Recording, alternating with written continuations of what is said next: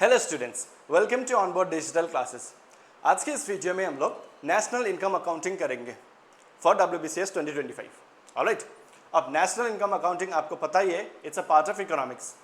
अब जब भी स्टूडेंट्स जो कॉमर्स बैकग्राउंड से नहीं है या फिर इकोनॉमिक्स बैकग्राउंड से नहीं है, इकोनॉमिक्स का वर्ड सुनते ही उनको दिमाग में आएगा कि बहुत ज़्यादा टेक्निकल सब्जेक्ट है और बहुत ज़्यादा डिफिकल्ट है, मैं तो उसको छोड़ दूंगा क्योंकि मुझे कुछ समझ में नहीं आता है कि आप पढ़ा रहे है ना। ये बहुत ही स्वाभाविक है, it's pretty much natural. Why? Because examiners do not ask questions, direct questions from economics. जैसे डायरेक्ट क्वेश्चंस हिस्ट्री से पूछ लेता है ना, या तो ज्योग्राफी से पूछ लेता है, करेक्ट, नदी का नाम पूछ लिया, पीक का नाम पूछ लिया है ना, या हिस्ट्री से कोई सल्टनेट का नाम पूछ लिया, करेक्ट। डायरेक्ट क्वेश्चंस बनता है। इनडायरेक्ट क्वेश्चंस कहाँ से बनता है? इकोनॉमिक्स से। इसीलिए टेक्निकल सब्जेक्ट लगता है स्टूडेंट्स को, करेक्ट। अब since I am from economics background, commerce background, इसीलिए आई ट्राई माई बेस्ट कि एकदम साधारण भाषा में, वैसे भी मेरा हिंदी भाषा उतना क्लिष्ट नहीं है, उतना अच्छा नहीं है ना, आप लोग को तो याद होगा ही, करेक्ट। तो इसीलिए भी मैं कोशिश करूंगा कि बहुत ही साधारण भाषा में आप लोगों को समझा सकूं। Alright, let's begin today's class without wasting much time. Okay, let's start with the definition of GDP. हमारे देश में जो है ना, कितना बड़ा बड़ा नेता है वो GDP के बारे में बोलता रहता है, स्पेशली जब बजट आता है ना, जब बजट आता है तो बजट के बारे में बहुत सारा बड़ा बात करता है, लेकिन उन लोगों के बारे में निटिग्रिटीज नहीं पता है, नेता को भी नहीं पता है ना। ये बहुत ज़्यादा मीम्स चलता रहता है, करेक्ट। तो as a layman, especially as a students, we must all be aware of this very important small details of economics so that we can encounter अगर questions पूछ भी लिया, okay, so that we will be able to mark the answer correctly. okay, बहुत ज़्यादा difficult नहीं। GDP बहुत ज़्यादा GDP तो हम लोग सुनते ही है ना। अभी लेटेस्ट क्या चल रहा है कि भारत 4th लार्जेस्ट नेशन बन गया है with respect to GDP, right. तो ये भी है, अगर उनको पूछा है GDP क्या है, उन लोगों को पता ही नहीं है कि GDP होता क्या है। Okay, let's discuss this GDP का एक डेफिनेशन, और डेफिनेशन के बाद हम लोग नेक्स्ट स्लाइड में क्या करेंगे, एक यूनिट्स लेंगे, यूनिट्स को थोड़ा ब्रेक करेंगे, ब्रेक करके आई ट्राई टू एक्सप्लेन कि GDP क्या है, GNP क्या है, ठीक है। Let's discuss.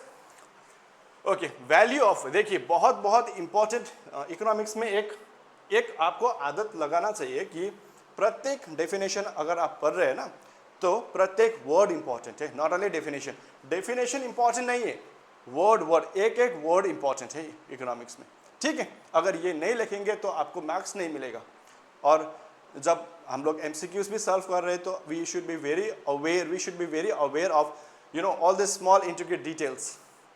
Okay, value of all goods यदि लिखा हुआ है, value of all goods GDP में आएगा नहीं, GDP में वैल्यू ऑफ ऑल गुड्स नहीं आएगा।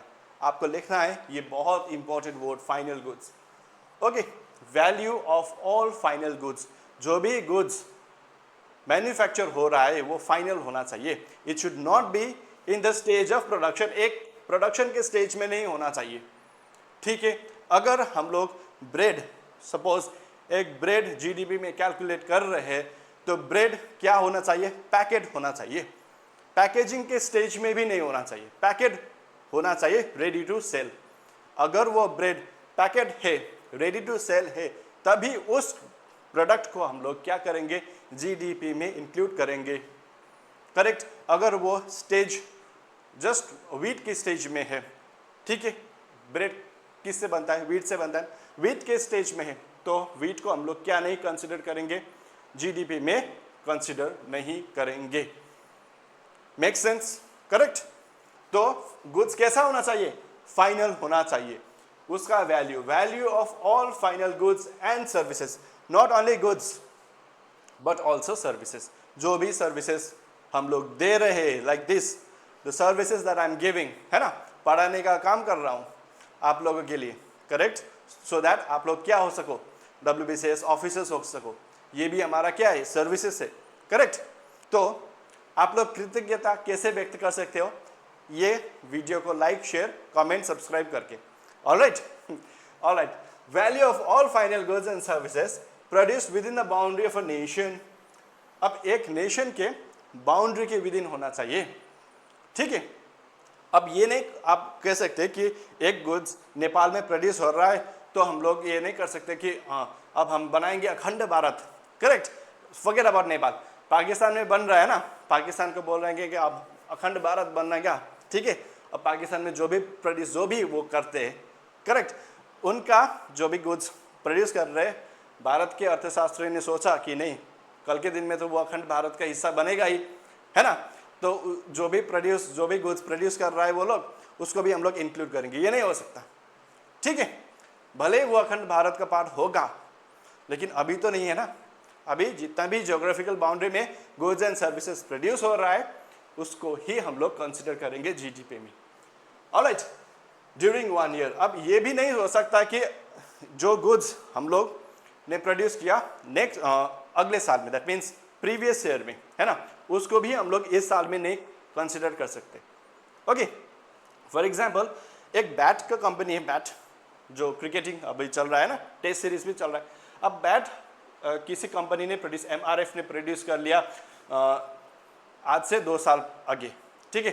अब अभी बिक्री हो रहा है वो बैट, तो ये नहीं हो सकता कि अगर लाइक बिक्री इन द सेंस अगर रीसेल हो रहा है, रीसेल है ना, रीसेल हो रहा है तो वो नहीं हो सकता, ठीक है।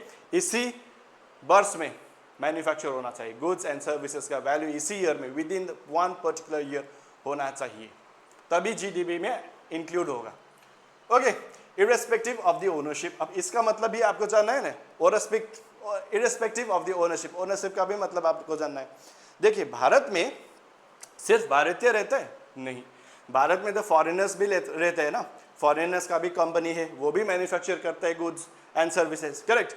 अब उसका कंट्रीब्यूशन भी हमको ऐड करना चाहिए जीडीपी में, ऑलराइट, मेक सेंस, ओके। लेकिन वो कब होना चाहिए, 1 वर्ष के अंदर होना चाहिए, द गुड्स एंड सर्विसेज का value with in 1 year, okay. Next definition of gross national product, ये ग्रॉस डोमेस्टिक है, ये ग्रॉस नेशनल है, ओके। नेशनल का मतलब ये है कि फॉरेनर्स इंक्लूड नहीं होगा, इसमें फॉरेनर्स इंक्लूड है, इसमें नहीं है, देखेंगे definition. Value of all final goods, ये दिखाई दे रहा है ना आपको, okay. Value of all final goods and services, value of all final goods and services produced by the residents of a nation in 1 year. अब यहाँ पर देखिए रेसिडेंट्स ऑफ अ नेशन, अब रेसिडेंट्स ऑफ अ नेशन बाहर भी तो हो सकते हैं ना, बाहर भी तो हो सकते हैं रेसिडेंट्स ऑफ द नेशन, उनका भी हम लोग किस में कैलकुलेट करेंगे, जीएनपी, ग्रॉस नेशनल प्रोडक्ट में। अब इसको आसानी से समझने की कोशिश करेंगे, ओके। इसीलिए मैंने ये पेज जो है ब्लैंक छोड़ा है, ओके।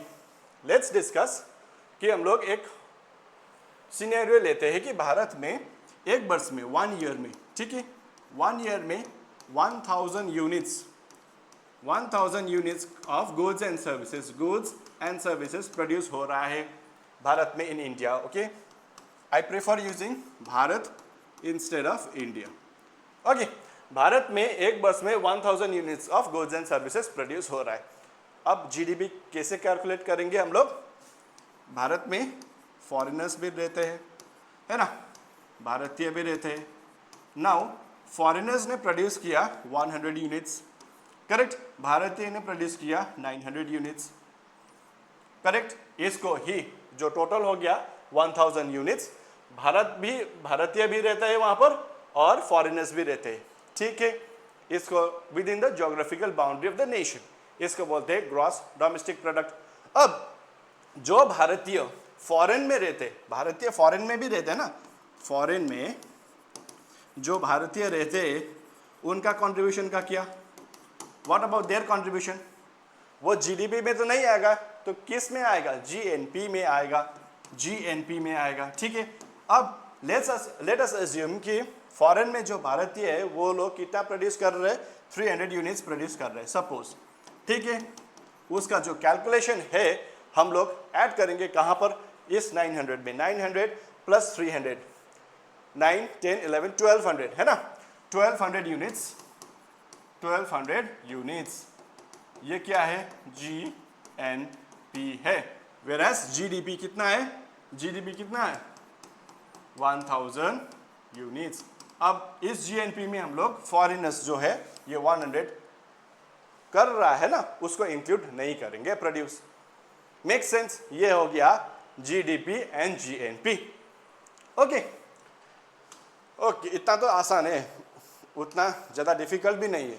ठीक है, let's discuss more relationship of GNP and GDP. अब इस टाइप का क्वेश्चंस को आपको थोड़ा सा देखना है, क्योंकि फॉर्मूला भी लगाना पड़ेगा। ठीक है, उतना बड़ा टेक्निकल फॉर्मूला नहीं है, कुछ भी नहीं है, जस्ट सिंपल फॉर्मूला है। ओके, क्या है रिलेशनशिप जीडीपी एंड जीएनपी का, देखेंगे। GNP gross national product is equals to GDP plus net factor income from abroad. इतना बड़ा सेंटेंस है ना, net factor income from abroad, इतना बड़ा सेंटेंस, ये कुछ नहीं है। It is just the difference between exports and imports. Okay, जितना भी हम लोग एक्सपोर्ट करते हैं और इंपोर्ट करता है, ठीक है, उसका डिफरेंस को हम लोग क्या बोलते हैं? Net factor income from abroad बोलते हैं। ओके, इसको कैलकुलेट करके देखते हैं। अब जीडीपी 1000 यूनिट्स है, ठीक है, plus net factor income from abroad. यदि हमारा एक्सपोर्ट्स है सपोज 800 यूनिट्स, हमारा इंपोर्ट्स है 200 यूनिट्स, ठीक है, तो कितना हुआ? 600। 600 प्लस 1000 कितना हुआ? 1600। ये क्या हुआ? ये हो गया ग्रॉस नेशनल प्रोडक्ट। इतना ही तो आसान है, प्लस और माइनस करना है, सिर्फ कुछ नहीं करना है। ठीक है, हमको फैक्टराइजेशन भी नहीं करना है, सॉल्व भी नहीं करना है, कोई ट्रिगोनोमेट्री का जो sine cos time cos theta सब कुछ, वो सब कुछ नहीं करना है, सिर्फ क्या करना है? माइनस एंड प्लस, उतना ही है। ठीक है, net factor income from abroad, इसका मतलब क्या है? Exports minus imports, correct? Okay, अब ये देखिए, एग्जाम में इस टाइप का क्वेश्चंस भी पूछता है। ठीक है, अब इसको भी हम लोग सॉल्व करने की कोशिश करेंगे। ऑलराइट, यहाँ पर आप देख सकते हो किसी भी गुड्स का प्राइस। ओके, यहाँ पर ये क्यूडी क्या है? Quantity demanded. कितना क्वांटिटी डिमांड हो रहा है, उसका मतलब ये क्यूडी, क्वांटिटी डिमांडेड, ऐसे ही लिखते हैं हम लोग। ठीक है, बेस ईयर 2011-12। अब बेस ईयर 2011-12 हम लोग क्यों ले रहे हैं? क्योंकि उस ईयर को ये कहा जाता है कि वो बहुत ही ज़्यादा स्टेबल ईयर था, इतना बड़ा इन्फ्लेशन नहीं था, वहाँ पर ज़्यादा बड़ा वॉर नहीं हो रहा था, है ना, तो स्टेबल था, इसीलिए हम लोग ने क्या लिया? 2011-12 बेस ईयर लिया। ऑलराइट, ओके, एक कॉमोडिटी है, उसका प्राइस है 40 रुपीज़, ठीक है, और क्वांटिटी डिमांडेड है 10। दैट मीन्स 10 प्रोडक्ट्स हमको वो 40 रुपीज़ का जो कॉमोडिटी है उसको हमको चाहिए। ठीक है, तो टोटल कितना हुआ? Expenditure 400 rupees. ये 400 रुपीज़ क्या है? ये एक्सपेंडिचर है। ठीक है, एक प्रोडक्ट है 45 रुपीज़ का, उसका प्राइस है, टोटल डिमांड हम लोगों ने उसका कितना किया? 12। ठीक है, क्वांटिटी डिमांडेड कितना है? 540 रुपीज़। ओके, अब 2024-25 में ये 23, ये प्रीवियस ईयर का है, ये अभी ईयर का है ना, करंट ईयर का 50 रुपीज़ है प्राइस, क्वांटिटी डिमांडेड कितना है? 15 है ना, एंड 750 है। अब हमको क्या करना है? क्वेश्चन क्या पूछ रहा है? Calculate GDP at current price and constant price. तो ये क्वेश्चन में क्या पूछ रहा है? हमको कैलकुलेट किस चीज का करना है? करंट प्राइस का जीडीपी कैलकुलेट करना है और कांस्टेंट प्राइस का। In other words it is asking us to calculate real GDP and nominal GDP. ठीक है, रियल जीडीपी कांस्टेंट प्राइस को बोलते हैं रियल जीडीपी, और करंट प्राइस को क्या बोलते हैं? Nominal GDP. ठीक है, हमको ग्रोथ रेट कैलकुलेट करना है, करेंगे। ग्रोथ रेट, ग्रोथ कितना है भाई? नॉमिनल जीडीपी, नॉमिनल में हम लोग क्या लेंगे? बेस वैल्यू हम लोग प्रीवियस ईयर के लेंगे। ठीक है, 540। दैट मीन्स हम लोग क्या करेंगे? अभी का कितना है? 750, 750 है ना, इसको हम लोग माइनस करेंगे 540 से। ठीक है, जो नीचे डिनोमिनेटर में हम कौन सा वैल्यू लेंगे? 540 लेंगे, 540 लेंगे। अब इसको कैलकुलेट करेंगे, कैलकुलेट करने का लास्ट हमको कितना मिलेगा? यहाँ पर हम लोगों ने कैलकुलेट 38.8%। ये हो गया क्या? ये हो गया हमारा current price. That means nominal GDP कितना हो गया? 38.8। जब भी हम लोग नॉमिनल जीडीपी कैलकुलेट करेंगे इस टाइप का, यदि हम लोगों को एक बॉक्स में दिया होगा नंबर्स, तो हम क्या करेंगे? लेटेस्ट अभी जो ईयर चल रहा है, करंट ईयर को प्रीवियस ईयर के साथ कैलकुलेट करेंगे। ऑलराइट, अब हमको रियल जीडीपी कैलकुलेट करना है। तो रियल जीडीपी हम लोग कैसे कैलकुलेट करेंगे? रियल जीडीपी हम लोग कैलकुलेट करेंगे सिमिलरली। तो इसमें क्या करेंगे, 750 में हम क्या माइनस करेंगे 400, जो बेस ईयर का वैल्यू है 400, और डिनोमिनेटर में भी हम लोग क्या करेंगे 400 ही करेंगे। तो इसका अगर हम लोग सॉल्व करेंगे तो इसका आंसर कितना आ रहा है भाई? 87.5%, 87.5%। देखिए हम लोग कैलकुलेट नहीं कर रहे हैं, ठीक है, इसको यहाँ पर माइनस करना है और डिवाइड करना है, डिवाइड करके हम अल्टीमेटली वैल्यू में आ रहे हैं, ठीक है। I am not solving this because ये मैथमेटिक्स का क्लास थोड़ी ना है भाई, है ना। तो इस टाइप का क्वेश्चन हम लोग ऐसे कर सकते हैं, करेक्ट, बहुत ही आसान है, उतना डिफिकल्ट नहीं है, सिर्फ कैलकुलेट करना है। प्लस माइनस परसेंटेज को तो हमको याद ही है ना, स्पेशली जब डिस्काउंट मिलेगा, है ना। अगर मॉल में जाकर डिस्काउंट मिल रहा है किसी भी प्रोडक्ट के लिए तो इतना आसानी से हम लोग कैलकुलेट करेंगे, है ना। 20% डिस्काउंट, 25% डिस्काउंट, ये तो हम लोगों का दिन दरिया में हम लोग करते रहते हैं, है ना। ओके, अब ये इंपॉर्टेंट क्वेश्चन बन जाता है ना, अगर डायरेक्ट क्वेश्चन पूछ भी लिया तो इस टाइप का डायरेक्ट क्वेश्चन पूछेगा, ठीक है। मॉस्पी का, जैसे मॉस्पी का मतलब क्या है देखेंगे, वो ऑर्गेनाइजेशन है, वो कैलकुलेट करता है जीडीपी को। Which organisation is responsible for calculating GDP? MOSPI is under NSS. So MOSPI का मतलब क्या है? Ministry of statistical and programme implementation.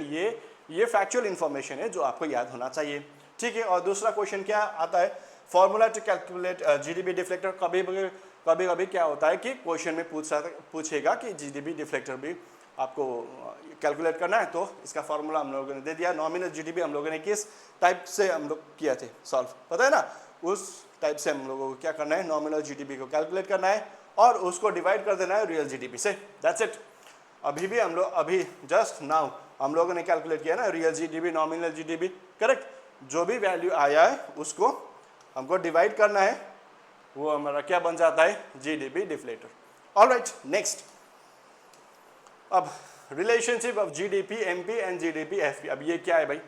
GDP MP क्या है? मार्केट प्राइस, ठीक है, मार्केट प्राइस बोलते हैं इसको, और जीडीपी एफपी फैक्टर प्राइस बोलते हैं इसको, मार्केट प्राइस और फैक्टर प्राइस, ठीक है। अब इसका फॉर्मूला है, अब मार्केट प्राइस क्या है, फैक्टर प्राइस क्या है बोलेंगे, चिंता मत करिए भाई। जीडीपी एमपी और जीडीपी एफपी, मार्केट प्राइस में जीडीपी क्या कैसे कैलकुलेट करेंगे हम लोग? Gross domestic product at factor price plus indirect taxes minus subsidies, ठीक है। ओके, अब एग्जांपल लेकर समझते। ऑलराइट, एक प्रोडक्ट है, ठीक है, आपको क्या अच्छा लगता है भाई? कैडबरी। कैडबरी का दाम अभी कितना है? 100 रुपये, ₹100, है ना। अभी मार्केट प्राइस में वो मिल रहा है 100 रुपये में, करेक्ट। ओके, अब ये तो हो गया मार्केट प्राइस, लेकिन हमको जानना है क्या है? Factor price. फैक्टर प्राइस का मतलब ये है कि ये कैडबरी कहाँ पर बना होगा? फैक्ट्री में तो बना होगा ना, फैक्ट्री में। तो फैक्ट्री में इसका प्राइस हो गया, सपोज मान लीजिए 80 रुपीज़, ठीक है। अब इसमें क्या होगा? इनडायरेक्ट टैक्सेस हम जोड़ेंगे और सब्सिडीज को घटाएंगे। इनडायरेक्ट टैक्सेस, सब्सिडी, गवर्नमेंट ने सब्सिडी दे दिया है, सपोज फॉर एग्जांपल 5 रुपीज़ का सब्सिडी दिया है, यहाँ पर 5 रुपीज़ का सब्सिडी दिया है, इसको घटाएंगे और इनडायरेक्ट टैक्सेस जोड़ेंगे। जो टैक्सेस फॉर एग्जांपल यहाँ पर 10 रुपीज़ है, 10 रुपीज़ टैक्सेस है, उसको जोड़ेंगे, ठीक है। तो क्या बन जाता है हमारा? Gross domestic product at market price बन जाता है, ओके। तो 80 में 10 रुपीज़ का प्रॉफिट हुआ 90 रुपीज़। 90 रुपीज़ में यदि हम लोग फैक्टर करेंगे 5 रुपीज़ का जो गवर्नमेंट ने सब्सिडी दिया है उसको यदि हम लोग करेंगे तो कितना हो गया? 80 + 90, 90 - 5, 85 रुपीज़। ये क्या हो गया हमारा भाई? ये हो गया हमारा जीडीपी एट मार्केट प्राइस, ठीक है। तो ये हो गया क्या? इसका कैलकुलेशन। अब ये इंपॉर्टेंट फैक्टर आपको नोट करना है क्या? After 2014 GDP is calculated at market price. 2014 के बाद, क्यों? 2014 में मोदी गवर्नमेंट आया है ना, उसके बाद हम लोगों को, दैट मीन्स भारत किस मेथड को कैलकुलेट फैक्टर इन कर रहा है जीडीपी कैलकुलेशन में? किसको कर रहा है भाई? मार्केट प्राइस को। मार्केट प्राइस को ही हम लोग ले रहे हैं, फैक्ट्री प्राइस को नहीं ले रहे हैं, ओके। अब डेफिनेशन भी देखेंगे, ठीक है। मार्केट कॉस्ट और फैक्ट्री कॉस्ट में क्या डिफरेंस है? It refers to the actual transacted price and it includes indirect taxes. ठीक है, मार्केट कॉस्ट में क्या होगा भाई, इनडायरेक्ट टैक्सेस जो भी हो रहा है उसको भी इंक्लूड करेंगे, सच एज कस्टम ड्यूटी भी पे करना पड़ेगा ना अगर हम लोग इंपोर्ट कर रहे हैं तो, excise duty, sales duty, service tax, ये सब इंक्लूड करेगा कहाँ पर, मार्केट कॉस्ट में। Very important thing to remember, ये अगर डेफिनेशन पूछ भी लिया तो ये इंपॉर्टेंट डेफिनेशन है। अब फैक्टर कॉस्ट में, जो फैक्टर मीन्स व्हाट, फैक्ट्री में, ठीक है, फैक्ट्री याद करना है। Alright, refers to the actual cost of various factors, बहुत ज़्यादा फैक्टर हो सकता है, of production, factors of production, ठीक है, factors of production, and it includes government grants and exclude indirect taxes, जो हम लोगों ने किया था, गवर्नमेंट ग्रांट को इंक्लूड करेंगे और क्या हुआ, इनडायरेक्ट टैक्सेस को माइनस करेंगे, तो हमारा क्या निकल के आएगा भाई, फैक्टर कॉस्ट निकल के आएगा। ठीक है, ऑलराइट, यूजेस ऑफ जीडीपी, अब ये अगर मेंस में आ गया तो ये आपको याद करना है, ठीक है, uses of GDP to determine the government growth rate of the economy per capita percentage change in GDP. GDP हम लोग क्यों कैलकुलेट करेंगे, क्योंकि हमको मालूम होना चाहिए कि पर कैपिटा चेंज कितना हो रहा है जीडीपी में, करेक्ट, उसके लिए इंपॉर्टेंट है। क्वांटिटेटिव कॉन्सेप्ट, इसका मतलब ये है कि इंटरनल स्ट्रेंथ, एक किसी भी कंपनी, किसी भी कंट्री का एक इंटरनल स्ट्रेंथ कैसे, किस टाइप से हम लोग डिटरमाइन करेंगे, if the indicator of GDP is quite strong, उससे हम लोग याद कर सकते हैं, करेक्ट। अब पर कैपिटा मत पूछिएगा, पर कैपिटा नहीं होता है फैक्टर, ठीक है, per capita just standard of living को इन्हांस करने के लिए होता है, पर ओवरऑल इकोनॉमी किस प्रकार का है वो हम किस टाइप से कैलकुलेट करेंगे, gross domestic product that is GDP से, ओके। और आईएमएफ जैसा संस्था और वर्ल्ड बैंक जैसा संस्था भी फैक्टर इन करता है कि किसी भी कंट्री का जीडीपी किस तरह का परफॉर्मेंस दे रहा है, अगर अच्छा परफॉर्मेंस दे रहा है तो वो भी हम लोगों को आसानी से, अगर लोन भी हमको चाहिए तो वो प्रोवाइड करता है, करेक्ट, आईएमएफ और world bank, okay. Comparative analysis, अब देखिए नेक्स्ट क्लास में हम लोग क्या करेंगे, देखिए जीडीपी कैलकुलेशन करने का बेसिकली हम लोगों का 3 मेथड हमको प्रैक्टिस करना है, जानना है, ठीक है, यहाँ से क्वेश्चंस पूछता है, बहुत पूछता है, तो नेक्स्ट क्लास का वीडियो होगा ये, कितना है भाई, फर्स्ट में क्या है, इनकम मेथड, एक्सपेंडिचर मेथड और प्रोडक्शन मेथड, ये 3 इंपॉर्टेंट जो मेथड है कैलकुलेशन करने का जीडीपी का, वो हम लोग नेक्स्ट क्लास में करेंगे। So please stay tune and also do like the video, देखिए लाइक करेंगे, ठीक है, हार्ट का बटन है, और ये कमेंट भी कर सकते हैं आप लोग, और ये क्या है, शेयर का वीडियो भी कर सकते हैं, और ये है अल्टीमेटली सब्सक्राइब, ठीक है, सब्सक्राइब भी करेंगे प्लीज़, ठीक है, सो दैट जब भी मैं नेक्स्ट वीडियो लगाऊं किसके बारे में, income method, expenditure method, production method, इसके बारे में, और WBCS के बारे में प्रीवियस वीडियोस आप लोगों ने नहीं देखा तो प्लीज़, हिस्ट्री का हम लोगों ने ऑलरेडी कंप्लीट कर लिया, ठीक है, और भी आएगा हिस्ट्री का सब्जेक्ट्स का लाइक इन अपकमिंग डेज, है, अंत उसके बाद ज्योग्राफी का भी आएगा, ऑलराइट, तो सभी क्लासेस हम लोग करने की कोशिश करेंगे। एंड बहुत ज़्यादा स्टूडेंट्स का वो एक डाउट था रिगार्डिंग नेपाली का जो क्या बोलते हैं कंपलसरी पेपर के लिए, है ना, तो वो भी मैं कोशिश करूँगा बनाने के लिए, alright. So stay tuned and please keep supporting the channel, and with your support we will grow. Alright, thank you very much for watching this video. I'll meet you in the next class. Thank you.